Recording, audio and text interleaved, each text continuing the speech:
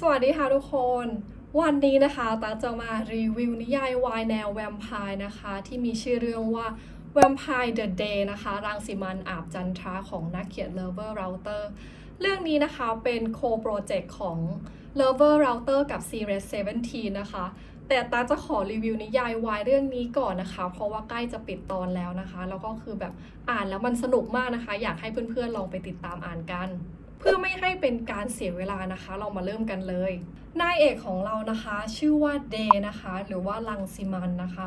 โดยเดนะคะเป็นน้องชายของราชาแวมไพร์นะคะซึ่งชื่อว่าไนท์เดนะคะเพิ่งจะอายุครบ200ปีนะคะและภารกิจแรกสำหรับแวมไพร์อายุ200ปีนะคะก็คือว่าเดต้องเลือกเหยื่อ1คนนะคะแล้วเดนะคะก็คือต้องดูดเลือดเหยื่อรายแรกนะคะ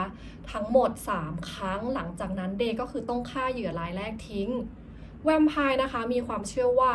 หากแวมไพร์หนุ่มนะคะไม่สามารถฆ่าเหยื่อรายแรกได้สำเร็จนะคะเหยื่อรายนั้นนะคะจะกลายมาเป็นคู่อาฆาตนะคะแล้วก็ตามฆ่าแวมไพร์ตนนั้นในวันเกิดครบรอบ200ปีของเดย์นะคะเดย์ก็คือออกไปทานอาหารฉลองกับเพื่อนๆนะคะและที่นั่นนะคะเดย์ก็ไปเจอชายคนหนึ่งนะคะคือเหมือนว่าเป็นลมนะคะอยู่ที่ร้านอาหารเดย์ก็เข้าไปช่วยและเดย์นะคะตัดสินใจเลือกชายคนนั้นนะคะเป็นเหยื่อรายแรกของเดย์นะคะเข้าไปพยายามกัดนะคะเหยื่อรายแรกแต่กัดเท่าไหร่นะคะก็คือกัดไม่เข้านะคะสุดท้ายนะคะเดก็เลยต้องไปกัดที่ปากของเหยื่อรายแรกของเดนะคะก็คืออารมณ์แบบคือเข้าไปดูดปากนะคะแล้วก็ดื่มเลือดครั้งที่1เป็นผลสำเร็จหลังจากนั้นนะคะนายเอกก็คือจากไปแน่นอนนะคะว่าเหยื่อรายแรกของเดนะคะก็คือพระเอกของเรานั่นเองนะคะที่ชื่อว่าพัทโดยพัทนะคะเป็นราชาหมาป่านะคะแน่นอนว่าจริงๆแล้วนะคะพัทก็คือเป็นคนที่มีพลังนะคะคือแข็งแรงนะคะแต่พัทมีจุดอ่อนอยู่อย่างหนึ่งนะคะก็คือว่าพัทแพ้ถั่วเหลืองนะคะแล้วตอนที่เดไปเจอพัทนะคะก็คือว่าพัทเพิ่งจะแบบบังเอิญกินถั่วเหลืองเข้าไปนะคะทำให้ร่างกายเนี่ยคืออ่อนแรงกระทันหันและนั่นนะคะทำให้เดสามารถเข้าถึงตัวพัทแล้วก็ดูดเลือดพัทได้หลังจากจบภารกิจที่1ไปนะคะเดก็คือกลับเข้าไปในร้านอาหารนะคะแล้วก็ฉลองนะคะกับเพื่อนๆและก่อนที่เดนะคะจะเป่าเทียนวันเกิดนะคะพัทก็ปรากฏตัวขึ้นและทำให้เดรู้ว่าพัทนะคะเป็นพี่ชายของแฟนเพื่อนนั่นเองเดนะคะรู้สึกตกใจนิดหน่อยนะคะแล้วก็รู้สึกว่าตัวเองเนี่ยเลือกเหมือนเหยื่อรายแรกเนี่ยผิดไปนะคะแต่เมื่อเลือกไปแล้วนะคะเดก็คือตั้งใจว่าจะทำภารกิจแรกให้สำเร็จถ้าไม่อย่างนั้นนะคะคือเดก็ต้องตายวันต่อมานะคะนายเอกของเรานะคะเดเนี่ยได้ความรู้ใหม่นะคะจากพ่อบ้านแวมไพร์ของเดนะคะซึ่งอายุ1,000 ปีนะคะโดยพ่อบ้านของเดนะคะบอกว่าถ้าเดไม่อยากฆ่าเหยื่อรายแรกและทำให้เหยื่อรายแรกกลายเป็นคู่อาฆาตนะคะเดนะคะก็ต้องทำให้เหยื่อรายแรกเนี่ยตกหลุมรักเดนะคะเพราะว่ารักแท้นะคะอาจจะสามารถทำลายคำสาปเรื่องคู่อาฆาตได้เดนะคะก็คือไม่อยากฆ่าใครนะคะแล้วก็ไม่อยากฆ่าพัทเนาะนายเอกก็เลยเปลี่ยนความคิดใหม่นะคะว่าคือตั้งใจไว้แล้วว่าจะทำให้พัทนะคะมาชอบเดดังนั้นนะคะเพื่อสานต่อภารกิจแรกให้สำเร็จนะคะนายเอกก็คือพยายามเข้าหาพระเอกนะคะโดยนายเอกเนี่ยตัดสินใจนะคะจะไปสมัคร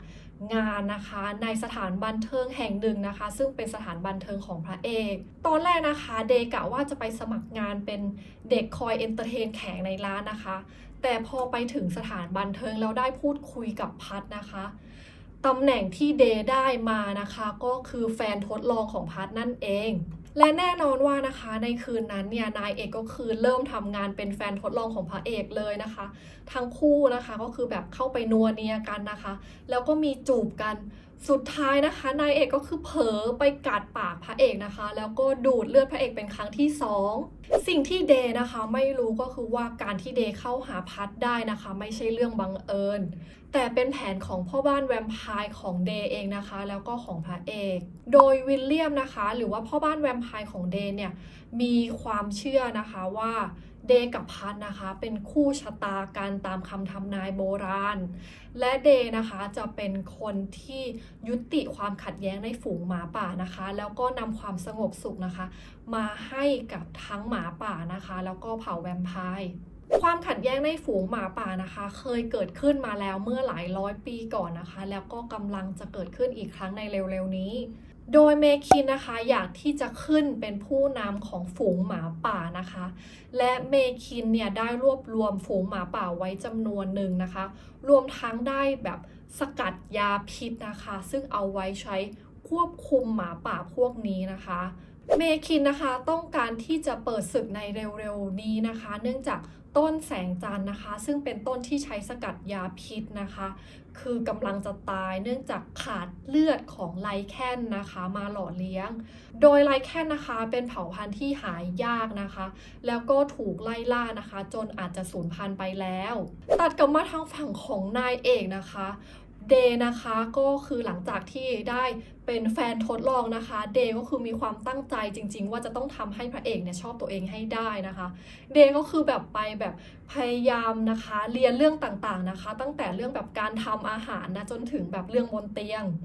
ชื่อของเดย์นะคะคือเป็นอะไรที่สะท้อนความเป็นตัวตนของนายเอกสุดๆเลยนะคะเพราะว่าเดย์เนี่ยเป็นคนที่เหมือนกับแบบนำความสว่างมาให้กับคนรอบข้างนะคะคือเต็มไปด้วยความสดใสนะแล้วก็แบบคือบางครั้งก็คือเล่าร้อนแล้วก็แบบขี้เล่นนะคะแต่ก็เต็มไปด้วยความเฉลียวฉลาดและแน่นอนนะคะว่าด้วยเสน่ห์ที่นายเอกมีนะคะคือพระเอกนะคะหรือว่าพัทก็คือตกหลุมรักนายเอกอย่างง่ายดาย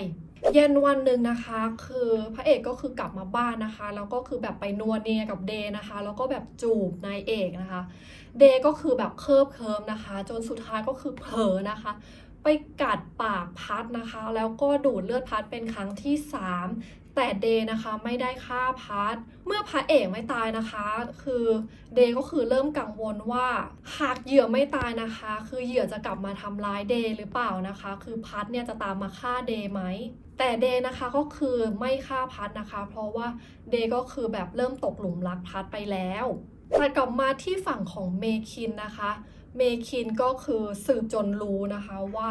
เดย์นะคะเป็นคนสำคัญของพัทนะและเขานะคะคิดว่าเดย์เป็นไลแคนนะคะดังนั้นเมคินนะคะก็คืออยากที่จะได้ตัวเดย์นะคะเพื่อมาฆ่าทิ้งเพื่อที่จะเอาเลือดของเดย์นะคะไปหล่อเลี้ยงต้นแสงจันทร์ที่เอาไว้สกัดยาพิษเพื่อควบคุมหมาป่าและในคืนหนึ่งนะคะเมคินก็ตัดสินใจนะคะบุกเข้าไปที่รังของพัทนะคะเพื่อก่อกบฏการปะทะเกิดขึ้นนะคะทำให้หมาป่าจำนวนหนึ่งนะคะซึ่งเป็นหมาป่าทางฝั่งของเมคินก็คือแบบตายไปนะคะและเมคินนะคะก็คือโดนกำจัดนะคะโดยพ่อบ้านแวมไพร์ของเดย์นะคะเนื่องจากว่าทั้งคู่คือมีความบาดหมางกันมาตั้งแต่เมื่อหลายร้อยปีก่อนและในขณะเดียวกันนะคะเดย์ก็คือรู้มาว่าตัวเองนะคะมีความสามารถที่จะทำลายนะคะต้นแสงจันทร์ต้นนี้นะคะเดย์ก็เลยนะคะบุกเข้าไปทำลายนะคะต้นแสงจันทร์ต้นนี้โดยการกัดเข้าไปที่รากของต้นแสงจันทร์นะคะแล้วต้นแสงจันทร์ก็คือเหี่ยวแห้งตายไปในระหว่างที่เดย์นะคะบุกเข้าไปกำจัดต้นแสงจันทร์นะคะเดย์ก็คือบังเอิญเข้าไปฆ่าลูกน้องคนหนึ่งของเมคินนะคะทั้งที่เดย์เนี่ยคือไม่ต้องการที่จะฆ่าหมาป่าคนไหนเลยแน่นอนว่านะคะสงครามเนี่ยจบลงนะคะแล้วฝ่ายของพระเอกเนี่ยเป็นฝ่ายที่ได้ชัยชนะรวมทั้งนายเอกนะคะเดย์ก็คือสามารถทำลายต้นแสงจันทร์ได้สำเร็จหลังจากนั้นไม่นานนะคะเดย์ได้มารู้ความจริงว่าเหยื่อรายแรกของเดย์นะคะจริงๆแล้วไม่ใช่พัทนะคะแต่เป็น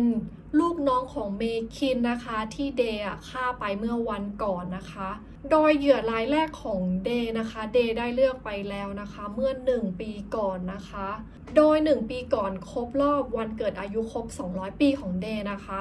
วันนั้นนะคะมีหมาป่าคนหนึ่งพยายามจะเข้ามาทำร้ายเดย์เพราะคิดว่าเดย์เป็นมนุษย์นะคะเดย์นะคะต้องการเข้าไปปกป้องตัวเองนะคะก็เลยบังเอิญไปกัดหมาป่าตนนั้นนะคะแล้วก็ดูดเลือดหมาป่าตนนั้นนะคะจนสลบไปดังนั้นนะคะทั้งหมดก็คือหมายความว่าเดย์นะคะปฏิบัติภารกิจแรกของเดย์นะคะเสร็จสิ้นแล้วนะคะก็คือว่าเดย์สามารถที่จะฆ่าเหยื่อรายแรกได้สำเร็จหลังจากนั้นนะคะนายเอกก็คือเข้าทำพิธี ปลุกพลังของแวมไพร์นะคะแล้วก็คือใช้ชีวิตอยู่กับพัทอย่างมีความสุขและนั่นนะคะก็คือเป็นเรื่องคร่าวๆของเรื่อง Vampire the Day รังสิมันต์อาบจันทราของนักเขียน Lover Router นะคะเรื่องนี้นะคะ Mood and Tone มันจะเป็นแนวแบบคอมเมดี้หน่อยๆนะคะเพราะว่าตัวนายเอกจะเป็นคนที่แบบค่อนข้างแบบขี้เล่นนะคะในนิยายนะคะจะมีฉากแบบน่ารักเยอะแยะนะคะแต่ตาก็คือแบบสกิปข้ามมานะคะเพราะว่าแบบอยากให้ทุกคนลองไปตามอ่านดูในเรื่องนี้นะคะก็คือมีคู่รองด้วยนะคะโดยคู่รองก็คือเป็นเรื่องราวความรักนะคะของพ่อบ้านแวมไพร์นะคะซึ่งมีอายุเป็นพันปีแล้วนะคะกับแวมไพร์หนุ่มนะคะที่มาจากโรมาเนียโดยรวมๆนะคะเรื่องนี้ก็คือสนุกนะคะเพราะว่าคือไดอะล็อกมันสนุกนะคะนอกจากนั้นก็คือมีแฝงแบบเรื่องสงครามนะคะในฝูงหมาป่าให้เราแบบได้ไปติดตามอ่านกันอย่างที่กล่าวไปแล้วในข้างต้นนะคะก็คือว่าในโปรเจกต์นี้นะคะมีนิยายทั้งหมด2เรื่องนะคะโดยอีกเรื่องหนึ่งนะคะชื่อว่า Vampire the Night นะคะซึ่งเป็นเรื่องราวความรักนะคะของพี่ชายนะคะของเดย์ซึ่งตั๊กนะคะจะรีวิวเรื่องนี้นะคะในวิดีโอถัดไปยังไงนะคะวันนี้เอาไว้แค่นี้ก่อนแล้วพบกันใหม่ในคลิปวิดีโอหน้าค่ะบ๊ายบาย